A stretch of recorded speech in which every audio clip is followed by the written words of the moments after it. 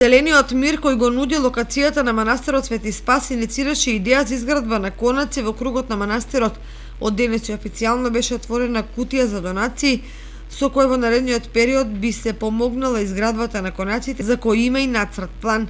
Рано утринава во манастирот се служеше празнична богослужба со која чиноначалствуваше неговото високо преосвештенство владиката Иларион, а меѓу присутните верници беше и градоначалникот Ивица Димитров. Наоколу веќе течеа подготовките за ручекот кој треба да послужи околу 2000 верници од Виничко-Кочанскиот регион, кои се редовни посетители на овој голем празник. Да се баре сме од 06 часот, па ќе трае до 17 часот, околу така 18.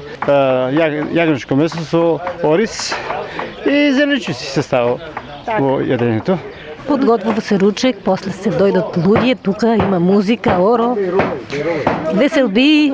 Традицијата за Спасовден се негува од 1948 година, кога е градена старата црква на темелите на катедрален манастир, кој бил центар на околните манастири, а овој манастир е граден 1996-1998 со средства од општината и од местното население, а внатрешниот фреско живопис се уште не е комплетиран.